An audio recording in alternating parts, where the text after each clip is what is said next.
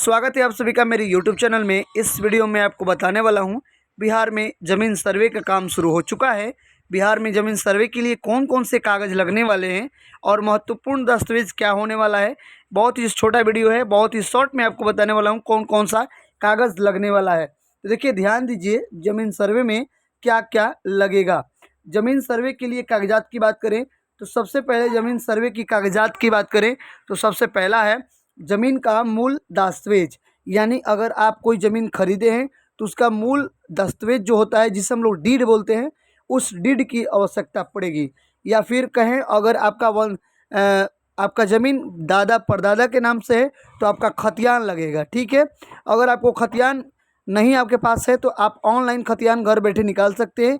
उसके लिए मैंने एक वीडियो अपलोड किया हुआ है, ऑलरेडी मेरे चैनल पर पड़ा है। आप बिहार लाइट मेरा चैनल है, इसमें आप जाकर वीडियोज़ की लिंक में आप देख सकते हैं कि आप अपना खतियान, पुराना से पुराना खतियान बाप दादा परदादा के नाम से कैसे निकालेंगे। चलिए, दूसरे नंबर पे है खतियान होना चाहिए। ठीक है, तीसरे नंबर पे क्या है, अगर ज़मीन खरीदे हैं तो उसके लिए रजिस्ट्री और वैनाम होना चाहिए। ठीक है, आगे चलते हैं। ज़मीन का लगान रसीद, करेंट रसीद होना चाहिए। यानी कि 2024 चल रहा है तो आपको 2024 का करेंट रसीद कटा करके आपको प्रपत्र 2 और प्रपत्र 3 फॉर्म जो है भर के उसके साथ खतियान रजिस्ट्री का कागज़, मूल दस्तावेज और रसीद, आपका करंट होना चाहिए। ये सब अटैच करके वहाँ पे देना होगा।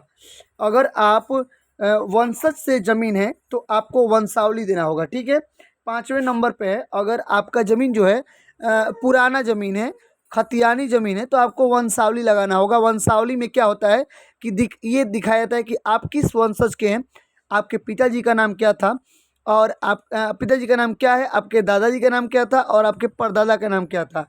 ठीक है, 6वें नंबर में है वंशावली कैसे बनेगी। तो देखिए, वंशावली बनाने के लिए भी मैंने वीडियो अपलोड किया हुआ है ऑलरेडी, लेकिन इसमें आसान भाषा में आपको मैं बता दूं तो वंशावली सरपंच, वार्ड सदस्य, अंचलाधिकारी से फॉरवर्डिंग करके बन जाएगा। इसमें कोई प्रॉब्लम नहीं है। वंशावली बनाने के लिए सरपंच के पास जाएंगे, वो सभी प्रक्रिया आपको बता देंगे किस तरीके से आपको ज़मीन सर्वे के लिए वंशावली बनवाना है। आगे चलते हैं तो देखिए, 7वें नंबर पे है, अगर ज़मीन विवादित हो तो जो ज़मीन जिनके पास है वो दिखा सकते हैं। ठीक है, जिनके पास में है, अगर कोई प्रकार का ज़मीन पे विवाद है, कागज़ से संबंधित, खेसरा से संबंधित, या फिर प्लॉट खाता या फिर चौहदी, जो भी गड़बड़ी हुआ है तभी तो विवाद होता है। या फिर मान लीजिए ज़मीन कम होता है, लोग लिखवा लेते ज़्यादा हैं, या फिर किसी और के नाम पे ज़मीन होता है, बेच देता है कोई और, तो ज़मीन विवादित हो जाती है। तो इस प्रकार से ये इन दस्तावेजों को आपको जुटाना है। ठीक है, कुल मिलाकर कितने दस्तावेज हो रहे हैं? 7-8 दस्तावेज हो रहे हैं। ठीक है, 8वां दस्तावेज क्या है, दखल कब्जा होना चाहिए, प्रूफ करना पड़ेगा। ठीक है, अगर आपका दखल कब्जा है तो आपको उसे प्रूफ करना होगा कि ये मेरा ज़मीन है और मैं इससे जोतता कोड़ता हूँ, इसमें कुछ फसल उगाता हूँ। ठीक है, उसी को दखल कब्जा बोलते हैं। जैसे एलपीसी बनता है ना, वही है दखल कब्जा। तो ये पूरी जानकारी है बिहार में ज़मीन सर्वे से संबंधित, ये कागजात आपको देने हैं। तो प्लीज़ वीडियो को लाइक करें, चैनल को सब्सक्राइब करें ऐसे ही लेटेस्ट अपडेट और बिहार ज़मीन से संबंधित कोई भी नई अपडेट पाने के लिए। तब तक के लिए धन्यवाद।